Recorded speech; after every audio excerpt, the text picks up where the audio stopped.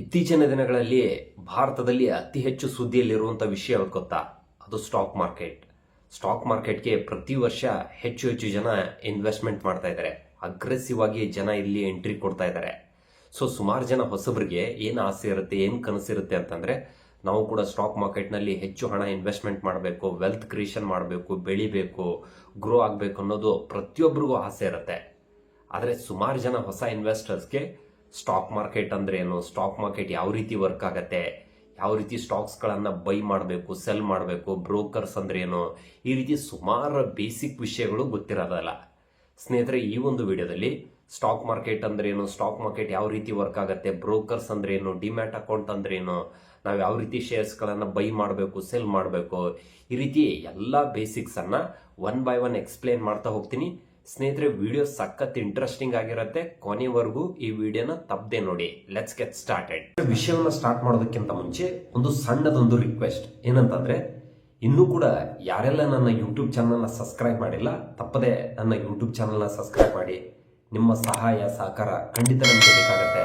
ಇದು ನಾವು ಹೆಚ್ಚು ಹೆಚ್ಚು ವಿಡಿಯೋ ಮಾಡೋದಕ್ಕೆ, ನಿಮ್ಮನ್ನ ಎಜುಕೇಟ್ ಮಾಡೋದಕ್ಕೆ ನಮಗೆ ಎನ್ಕರೇಜ್ ಕೊಟ್ಟಂಗಾಗತ್ತೆ. ಅದರ ಜೊತೆಗೆ ನಾನೊಬ್ಬ ಸರ್ಟಿಫೈಡ್ ಮ್ಯೂಚುವಲ್ ಫಂಡ್ ಅಡ್ವೈಸರ್. ನಿಮ್ಮ ಸ್ಟಾಕ್ಸ್ ಅಥವಾ ಮ್ಯೂಚುವಲ್ ಫಂಡ್ ಪೋರ್ಟ್ಫೋಲಿಯೋನ ನಾನು ಫ್ರೀ ಆಗಿ ರಿವ್ಯೂ ಮಾಡ್ಕೊಡ್ತೀನಿ. ನಿಮ್ಗೆ ಏನಾದರೂ ಸಪೋರ್ಟ್ ಬೇಕು ಅಥವಾ ಸರ್ವಿಸ್ ಬೇಕು ಅಂತಂದ್ರೆ ಕೆಳಗಡೆ ಕಾಣ್ತಿರುವಂತ ವಾಟ್ಸಪ್ ನಂಬರಲ್ಲಿ ನನ್ನನ್ನು ರೀಚ್ ಮಾಡಿ ಡೆಫಿನೆಟ್ ಆಗಿ ನಿಮ್ಗೆ ಹೆಲ್ಪ್ ಮಾಡ್ಕೊಡ್ತೀನಿ. ಸ್ಟಾಕ್ ಮಾರ್ಕೆಟ್ ಇದೊಂಥರ ಮಾಯಾ ಪ್ರಪಂಚ ಇದ್ದಂಗೆ. ಹೆಚ್ಚು ಜನರನ್ನ ಪ್ರತಿದಿನ ಇದು ಅಟ್ರಾಕ್ಟ್ ಮಾಡ್ತಾನೆ ಇರುತ್ತೆ. ಸೊ ಸ್ಟಾಕ್ ಮಾರ್ಕೆಟ್ ಅಂತಂದ್ರೆ, ಸೊ ಸರಳವಾಗಿ ಹೇಳಬೇಕು ಅಂತಂದ್ರೆ, stock market is a place where shares ಗಳನ್ನ ಬೈ ಸೆಲ್ ಮಾಡ್ತಾರೆ. ಶೇರ್ಸ್ ಗಳನ್ನ ಬೈ ಸೆಲ್ ಮಾಡುವಂತ ಒಂದು ಜಾಗಕ್ಕೆ we call it S a stock market ಅಂತ ಕರಿತೀವಿ. ಉದಾಹರಣೆಗೆ ತರಕಾರಿ ಮಾರ್ಕೆಟ್ ಇರುತ್ತೆ. ಸೊ ಈ ತರಕಾರಿ ಮಾರ್ಕೆಟ್ ನಲ್ಲಿ ಒಬ್ರು ತರಕಾರಿಯನ್ನ ಬೈ ಮಾಡ್ತಿರ್ತಾರೆ, ಇನ್ನೊಬ್ರು ತರಕಾರಿನ ಸೆಲ್ ಮಾಡ್ತಿರ್ತಾರೆ. ಅದಕ್ಕೆ ವಿ ಕಾಲ್ ಇಟ್ ಎಸ್ ಅ ತರಕಾರಿ ಮಾರ್ಕೆಟ್ ಅಂತ ಕರಿತೀವಿ. ಅದೇ ರೀತಿ ಶೇರ್ ಮಾರ್ಕೆಟ್ ನಲ್ಲಿ ಒಬ್ರು ಶೇರ್ಸ್ ಅನ್ನ ಬೈ ಮಾಡ್ತಿರ್ತಾರೆ, ಇನ್ನೊಬ್ರು ಶೇರ್ಸ್ ಅನ್ನ ಸೆಲ್ ಮಾಡ್ತಿರ್ತಾರೆ. ಆ ಒಂದು ಮಾರ್ಕೆಟ್ಗೆ we call it S a stock market ಅಂತ ಕರಿತೀವಿ. ಹಾಗಾದ್ರೆ ಇಲ್ಲಿ ಸ್ಟಾಕ್ ಮಾರ್ಕೆಟ್ನ ರೋಲ್ ಏನು, ಇದರ ಉದ್ದೇಶ ಏನು? ಇಲ್ಲಿ ಸ್ಟಾಕ್ ಮಾರ್ಕೆಟ್ನ ರೋಲ್ ಏನಂತಂದ್ರೆ, ಸೊ ಇಲ್ಲಿ ಪ್ರತಿಯೊಂದು ಕಂಪ್ನಿಗೂ ಕೂಡ ತನ್ನ ಬಿಸ್ನೆಸ್ ಅನ್ನ ಎಕ್ಸ್ಪಾನ್ಷನ್ ಮಾಡಬೇಕು, ಗ್ರೋ ಮಾಡ್ಬೇಕಂತೇಳಿ ಪ್ರತಿಯೊಂದು ಕಂಪ್ನಿಗೂ ಆಸೆ ಇರುತ್ತೆ. ಉದಾಹರಣೆಗೆ ನಿಮ್ದೊಂದು ಅಂಗಡಿ ಇದೆ, ಉದಾಹರಣೆಗೆ ಹಾರ್ಡ್ವೇರ್ ಅಂಗಡಿ ಇದೆ. ಈ ಹಾರ್ಡ್ವೇರ್ ಅಂಗಡಿನ 1ರಿಂದ ನೀವು 2 ಮಾಡಬೇಕು, 3 ಮಾಡ್ಬೇಕಂತ ಪ್ರತಿಯೊಬ್ಬರಿಗೂ ಆಸೆ ಇರುತ್ತೆ. ಈ ಬಿಸ್ನೆಸ್ ಅನ್ನ, ನಿಮ್ಮ ಅಂಗಡಿಗಳನ್ನ ಜಾಸ್ತಿ ಮಾಡಬೇಕು ಅಂತಂದ್ರೆ ಸೊ ಕ್ಯಾಪಿಟಲ್ ಬೇಕಾಗತ್ತೆ, ಬಂಡವಾಳ ಬೇಕಾಗತ್ತೆ. ಬಂಡವಾಳ ಇಲ್ಲದೆ ನೀವೇನು ಮಾಡಕ್ಕಾಗಲ್ಲ. ಸೊ ಈಗ ಸ್ಟಾಕ್ ಮಾರ್ಕೆಟ್ ನ ರೋಲ್ ಏನಂತಂದ್ರೆ, ನಿಮ್ಗೆ ಸ್ಕ್ರೀನ್ ಅಲ್ಲಿ ಕಾಣಿಸ್ತಾ ಇದೆ. ಸೊ ಒಂದು ಕಂಪನಿ ಇದೆ.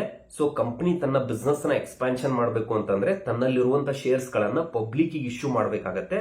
ಸೊ ಪಬ್ಲಿಕ್ ಇಂದ ಏನ್ ಹಣ ಕಲೆಕ್ಟ್ ಆಗತ್ತೆ, ಬಂದಿರೋ ಹಣದಿಂದ ತನ್ನ ಬಿಸ್ನೆಸ್ ಅನ್ನ ಎಕ್ಸ್ಪಾನ್ಷನ್ ಮಾಡಬೇಕಾಗತ್ತೆ. ಸೊ ಈ ತರದ ಪ್ರೋಸೆಸ್ಗೆ we call it is a public issue ಅಥವಾ IPO ಅಂತ ಕರಿತೀವಿ. ಕಲೆಕ್ಟ್ ಮಾಡಿರುವಂತ ಹಣದಿಂದ ಕಂಪನಿ ಏನ್ ಮಾಡುತ್ತೆ ಅಂತಂದ್ರೆ, ರಾ ಮೆಟೀರಿಯಲ್ಸ್ ಗಳನ್ನ ಪರ್ಚೇಸ್ ಮಾಡ್ತಾರೆ, ಪ್ಲಾಂಟ್ ಗಳನ್ನ ಸೆಟಪ್ ಮಾಡತ್ತೆ, ಎಂಪ್ಲಾಯಿಗಳನ್ನ ಹೈರ್ ಮಾಡೋದಕ್ಕೆ ಎಲ್ಲಾ ದುಡ್ಡನ್ನ ಯೂಸ್ ಮಾಡಿಕೊಂಡು ತನ್ನ ಬಿಸ್ನೆಸ್ ಅನ್ನ ಎಕ್ಸ್ಪಾನ್ಷನ್ ಮಾಡುತ್ತೆ. ಇದನ್ನ ನಿಮ್ಗೆ ಇನ್ನೂ ಸ್ವಲ್ಪ ಡೆಪ್ತ್ ಆಗಿ ಎಕ್ಸ್ಪ್ಲೈನ್ ಮಾಡೋದಾದ್ರೆ, ಈಗ ಬೆಂಗಳೂರಿನ ವಿಜಯನಗರದಲ್ಲಿ ನಿಮ್ದೊಂದು ಹೋಟೆಲ್ ಇದೆ. ಹೋಟೆಲ್ ತುಂಬಾ ಚೆನ್ನಾಗಿ ನಡೀತಾ ಇದೆ. ಸೊ ನಿಮ್ಮ ಕ್ವಾಲಿಟಿ ಚೆನ್ನಾಗಿದೆ, ಫುಡ್ ಚೆನ್ನಾಗಿದೆ, ಟೇಸ್ಟ್ ಚೆನ್ನಾಗಿದೆ, ಇದೆಲ್ಲವೂ ಚೆನ್ನಾಗಿರೋದ್ರಿಂದ ಜನಗಳಿಂದ ಒಳ್ಳೆ ರೆಸ್ಪಾನ್ಸ್ ಬರ್ತಾ ಇದೆ. ಈಗ ಜನ ಏನ್ ಹೇಳ್ತಾ ಇದಾರೆ ಅಂತಂದ್ರೆ, ನಿಮ್ಮ ಹೋಟೆಲ್ ಅನ್ನ ಕೇವಲ ವಿಜಯನಗರದಲ್ಲಿ ಅಷ್ಟೇ ಇದ್ರೆ ಸಾಕಾಗಲ್ಲ, ಬೆಂಗಳೂರಿನಲ್ಲಿ ಇನ್ನೂ 100 ಹೋಟೆಲ್ ಮಾಡಿ, ಎಲ್ಲಾ ನಗರಗಳಲ್ಲೂ ನಿಮ್ಮ ಬ್ರಾಂಚ್ ಮಾಡಿ ಅಂತೇಳಿ ನಿಮ್ಗೆ ದೊಡ್ಡ ಮಟ್ಟದಲ್ಲಿ ಡಿಮ್ಯಾಂಡ್ ಬರ್ತಾ ಇದೆ. ಈಗ ಸೊ ನಿಮ್ಗೆ ಬೆಂಗಳೂರಿನಾದ್ಯಂತ ನೀವು ಹೋಟೆಲ್ ಮಾಡಬೇಕು ಅಂತಂದ್ರೆ ಸೊ ನಿಮ್ಗೆ ಸುಮಾರು ದುಡ್ಡು ಬೇಕಾಗತ್ತೆ, ಹ್ಯೂಜ್ ಕ್ಯಾಪಿಟಲ್ ಬೇಕಾಗತ್ತೆ. ಹತ್ರ ಒಂದು 100 ಕೋಟಿ ಬೇಕಾಗಬಹುದು. ಈ 100 ಕೋಟಿಯನ್ನ ನೀವು ಒಬ್ಬರೇ ಹಾಕಕ್ಕಾಗಲ್ಲ, ಯಾಕಂತಂದ್ರೆ it's A huge money. So ಇವಾಗ ನಿಮ್ಮ ಹತ್ರ ಮಲ್ಟಿಪಲ್ ಆಪ್ಷನ್ಸ್ ಇದೆ. ಏನ್ ಆಪ್ಷನ್ಸ್ ಅಂತಂದ್ರೆ, ಒಂದು, ನೀವು ಪಾರ್ಟ್ನರ್ಶಿಪ್ ಮೂಲಕ ಹಣವನ್ನ ಕಲೆಕ್ಟ್ ಮಾಡ್ಕೋಬಹುದು. ಅಂತಂದ್ರೆ ಒಂದು 15-20 ಜನ ಪಾರ್ಟ್ನರ್ ಆಗ್ಬಿಟ್ಟು ಒಂದು 100 ಕೋಟಿ ಅಥವಾ 200 ಕೋಟಿಯನ್ನ ಕಲೆಕ್ಟ್ ಮಾಡ್ಕೋಬಹುದು. ಈ ಪಾರ್ಟ್ನರ್ಶಿಪ್ ಬಿಸ್ನೆಸ್ ಅಲ್ಲಿ ಏನು ದೊಡ್ಡ ಡಿಸ್ಅಡ್ವಾಂಟೇಜ್ ಏನಂತಂದ್ರೆ, ಸೊ ಅವ್ನ್ ಮಾಡಿದ್ದು ನಿಮ್ಗೆ ಇಷ್ಟ ಆಗಲ್ಲ, ನೀವು ಮಾಡಿದ್ದು ಅವ್ನಿಗೆ ಇಷ್ಟ ಆಗಲ್ಲ. ಸೊ ಅಂಡರ್ಸ್ಟ್ಯಾಂಡಿಂಗ್ ಪ್ರಾಬ್ಲಮ್ ಬರುತ್ತೆ. ಅದ್ರ ಜೊತೆಗೆ ಸೊ ಇಲ್ಲಿ ಒಂದು 15-20 ಜನ ಲಿಮಿಟೆಡ್ ಪಾರ್ಟ್ನರ್ಸ್ ಇರೋದ್ರಿಂದ ಸೊ ಬಿಸ್ನೆಸ್ ಅಲ್ಲಿ ಒಂಚೂರು ಆಚೆ ಈಚೆ ಆಯ್ತು ಅಥವಾ ಲಾಸ್ ಆಯ್ತು ಅಂತಂದ್ರೆ ಪ್ರತಿಯೊಬ್ಬರಿಗೂ ಇದು ದೊಡ್ಡ ಮಟ್ಟದಲ್ಲಿ ನೆಗೆಟಿವ್ ಇಂಪ್ಯಾಕ್ಟ್ ಆಗುತ್ತೆ. ಅದಕ್ಕೋಸ್ಕರ ಪಾರ್ಟ್ನರ್ಶಿಪ್ ಬಿಸ್ನೆಸ್ ಅಷ್ಟು ಚೆನ್ನಾಗಿ ನಿಮ್ಗೆ ವರ್ಕ್ ಆಗಲ್ಲ. ಇನ್ನು 2ನೇ ಆಪ್ಷನ್ ಏನಂತಂದ್ರೆ, ಸೊ ನೀವು ಬ್ಯಾಂಕ್ ಹತ್ರ ಹೋಗ್ಬಿಟ್ಟು ಲೋನ್ ತಗೋಬಹುದು. 100 ಕೋಟಿ ಅಥವಾ 200 ಕೋಟಿ ಲೋನ್ ಅನ್ನ ತಗೋಬಹುದು.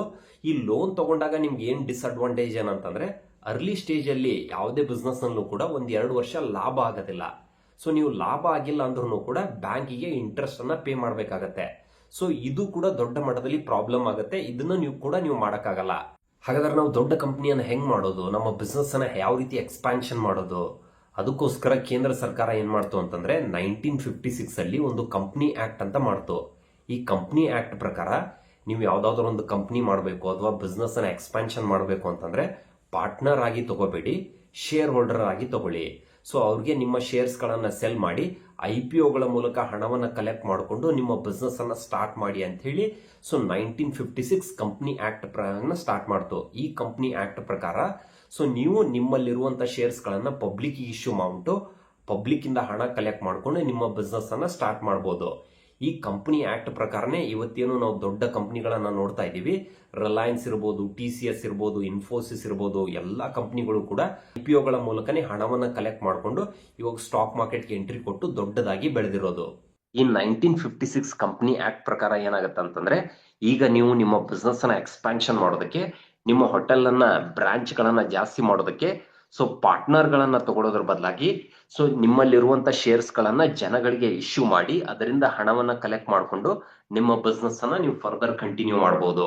ಇದನ್ನ ಈ ಹೋಟೆಲ್ ಉದಾಹರಣೆ ಮೂಲಕ ನಿಮ್ಗೆ ಎಕ್ಸ್ಪ್ಲೈನ್ ಮಾಡ್ತೀನಿ. ನಿಮ್ಮ ವರ್ಕಿಂಗ್ ಕ್ಯಾಪಿಟಲ್ ಸದ್ಯಕ್ಕೆ 50,000 ಇದೆ, ಒಂದೇ ಹೋಟೆಲ್ ಇದೆ, ಪರ್ ಡೇ ನೀವು 50 ಊಟಗಳನ್ನ ಸೆಲ್ ಮಾಡ್ತಿದ್ದೀರಾ. 50,000ದಲ್ಲಿ ಯಾವ ಹೋಟೆಲ್ ಆಗಲ್ಲ, ಬಟ್ ಉದಾಹರಣೆಗೆ ಇರ್ಲಿ ಅಂತ ಈ ನಂಬರ್ನ ತಗೊಂಡಿದ್ದೀನಿ. ಅಡಿಷನ್ ಆಗಿ ನೀವು ಇನ್ನು 3 ಹೋಟೆಲ್ ಮಾಡ್ಬೇಕು ಅನ್ಕೊಂಡಿದ್ದೀರಾ, ಅದಕ್ಕೆ 1,50,000 ರೂಪಾಯಿ ದುಡ್ಡು ಬೇಕಾಗತ್ತೆ. ಅದಕ್ಕೆ ನೀವ್ ಏನ್ ಮಾಡ್ಬೇಕು ಅಂತಂದ್ರೆ ಸೆಬಿಗೆ ಒಂದು ಲೆಟರ್ ಬರಿಬೇಕಾಗತ್ತೆ. Security exchange board of India ಮತ್ತು ಮಿನಿಸ್ಟ್ರಿ ಆಫ್ ಕಾರ್ಪೊರೇಟ್ ಅಫೇರ್ಸ್ಗೆ ಒಂದು ಲೆಟರ್ ನ ಬರಿಬೇಕಾಗತ್ತೆ. ಏನಂತಂದ್ರೆ ಸೊ ನಾವು ABC ಅನ್ನೋ ಒಂದು ಕಂಪನಿ, ನಮ್ದು ಹೋಟೆಲ್ ಇದೆ.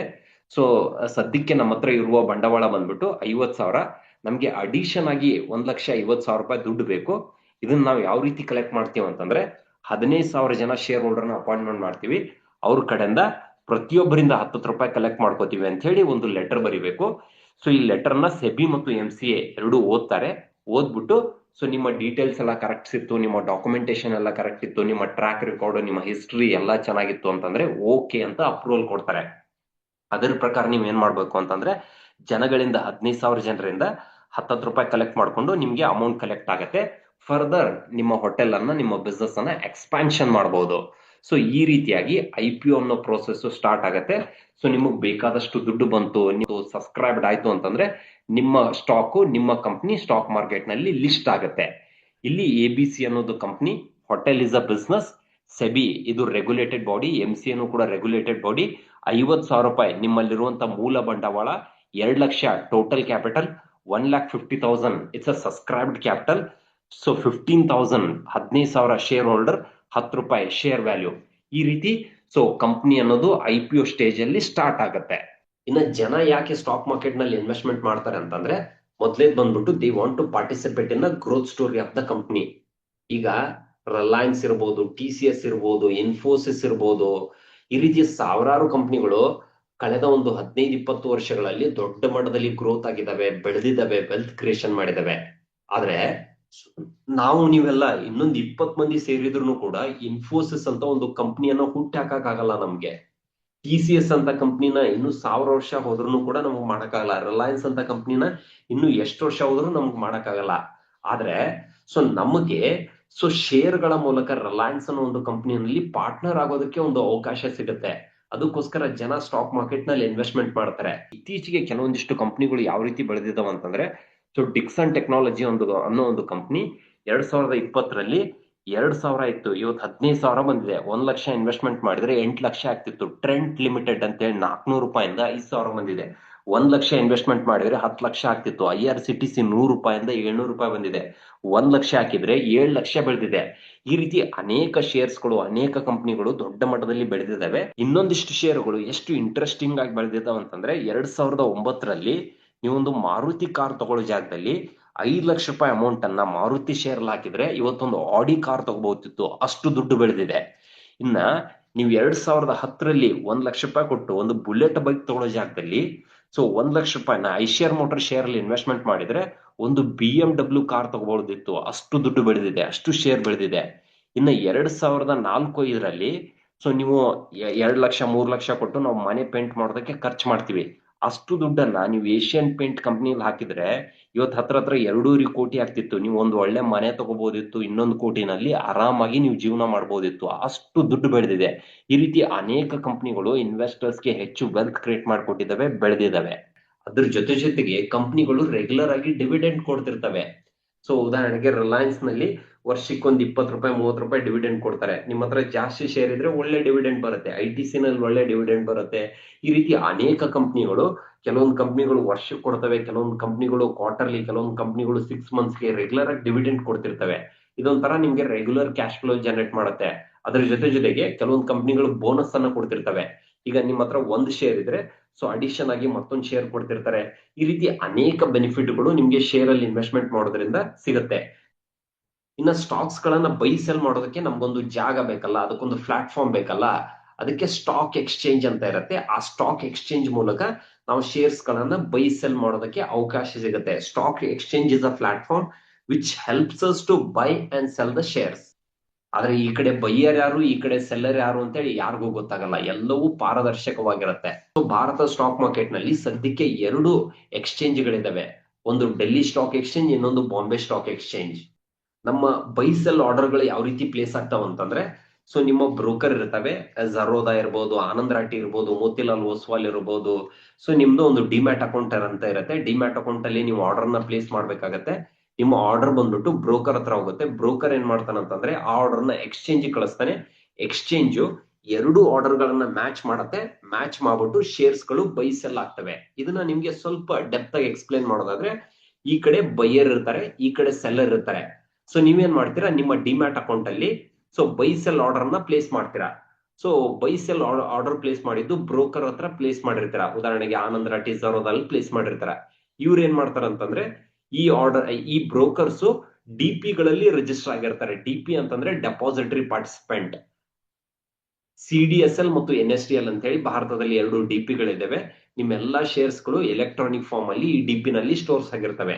ಸೊ ನೀವು ಆರ್ಡರ್ ಪ್ಲೇಸ್ ಮಾಡಿದ್ದನ್ನ ಬ್ರೋಕರ್ ಏನ್ ಮಾಡ್ತಾನೆ ಅಂತಂದ್ರೆ ಎಕ್ಸ್ಚೇಂಜ್ ಕಳಿಸ್ತಾನೆ. ಸೊ ಎಕ್ಸ್ಚೇಂಜ್ ಕಳಿಸಿದಾಗ ಈಗ ಉದಾಹರಣೆಗೆ ರಿಲಯನ್ಸ್ ಶೇರ್ ಅನ್ನ ನೀವು 1500 ರೂಪಾಯಿಗೆ ಬೈ ಮಾಡ್ತಾ ಇದಾರೆ, ಇವನು 1500 ರೂಪಾಯಿಗೆ ಸೆಲ್ ಮಾಡ್ತಾ ಇದ್ದಾನೆ ಅಂತಂದ್ರೆ ಇಬ್ರು ಆರ್ಡರ್ ಮ್ಯಾಚ್ ಆಗ್ಬಿಟ್ಟು ಸೊ ಈ ಆರ್ಡರ್ ಆಟೋಮೆಟಿಕ್ಲಿ ಕ್ಲೋಸ್ ಆಗುತ್ತೆ. ಸೊ ನಿಮ್ಗೆ ಶೇರ್ಸ್ ಗಳು ಕ್ರೆಡಿಟ್ ಆಗುತ್ತೆ, ಇವ್ರಿಗೆ ಶೇರ್ಸ್ ಗಳು ಡೆಬಿಟ್ ಆಗುತ್ತೆ. ಸ್ಟಾಕ್ ಎಕ್ಸ್ಚೇಂಜ್ ನ ಟೈಮಿಂಗ್ ಏನಂತಂದ್ರೆ, ಸೊ ಬೆಳಿಗ್ಗೆ 9:15ಕ್ಕೆ ಓಪನ್ ಆಗುತ್ತೆ, ಸಂಜೆ 3:00ವರೆಗೂ ಇರುತ್ತೆ. ಶನಿವಾರ ಭಾನುವಾರ ಮತ್ತು ಎಲ್ಲಾ ಸರ್ಕಾರಿ ರಜಾ ದಿನಗಳಂದ ರಜಾ ಇರುತ್ತೆ. ಇನ್ನು ನೀವು ಸ್ಟಾಕ್ ಮಾರ್ಕೆಟ್ ನಲ್ಲಿ ವ್ಯವಹಾರ ಮಾಡ್ಬೇಕು ಅಂತಂದ್ರೆ ನಿಮ್ಗೊಂದು ಡಿಮ್ಯಾಟ್ ಅಕೌಂಟ್ ಬೇಕೇ ಬೇಕಾಗತ್ತೆ.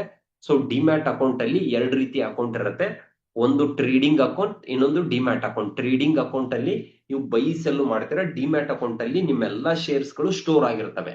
ಇನ್ನ ಸ್ಟಾಕ್ ಮಾರ್ಕೆಟ್ ನಲ್ಲಿ ಯಾರೆಲ್ಲ ಪಾರ್ಟಿಸಿಪೇಟ್ ಮಾಡ್ತಾರಂತಂದ್ರೆ, ಒಂದೇ ಬಂದ್ಬಿಟ್ಟು ರಿಟೇಲ್ ಇನ್ವೆಸ್ಟರ್ಸ್. ರಿಟೇಲ್ ಇನ್ವೆಸ್ಟರ್ಸ್ ಅಂತಂದ್ರೆ ನಾವು ನೀವು ಸಣ್ಣ ಪುಟ್ಟ ಹೂಡಿಕೆದಾರರಿಗೆ we call it as retail investors ಅಂತ ಕರಿತೀವಿ. ಮುಂಚೆ ಭಾರತ ಸ್ಟಾಕ್ ಮಾರ್ಕೆಟ್ ನಲ್ಲಿ ರಿಟೇಲ್ ಇನ್ವೆಸ್ಟರ್ಸ್ ತುಂಬಾ ಕಮ್ಮಿ ಇರ್ತಿದ್ರು. ಆದ್ರೆ ಇತ್ತೀಚಿನ ದಿನಗಳಲ್ಲಿ ಫಿನಾನ್ಷಿಯಲೈಸೇಷನ್, ಸೊ ಈ ಸ್ಟಾಕ್ ಮಾರ್ಕೆಟ್ ಬಗ್ಗೆ ಹೆಚ್ಚು ಅವೇರ್ನೆಸ್ ಕ್ರಿಯೇಟ್ ಆಗಿರೋದ್ರಿಂದ ತುಂಬಾ ಜನ ಇವತ್ತು ಸ್ಟಾಕ್ ಮಾರ್ಕೆಟ್ ನಲ್ಲಿ ಇನ್ವೆಸ್ಟ್ಮೆಂಟ್ ಮಾಡ್ತಿದ್ದಾರೆ. ನೆಕ್ಸ್ಟ್ ಬಂದ್ಬಿಟ್ಟು NRIs, ನಾನ್ ರೆಸಿಡೆನ್ಸಿಯಲ್ ಇಂಡಿಯನ್ಸ್ ಅಂತಂದ್ರೆ ಭಾರತೀಯರು ಅನೇಕ ಜನ ಅಮೆರಿಕ, UK, ಯುರೋಪ್ ಈ ರೀತಿ ಬೇರೆ ಬೇರೆ ದೇಶಗಳಲ್ಲಿ ಕೆಲ್ಸಕ್ಕೋಸ್ಕರ ಅಲ್ಲಿ ಹೋಗಿರ್ತಾರೆ.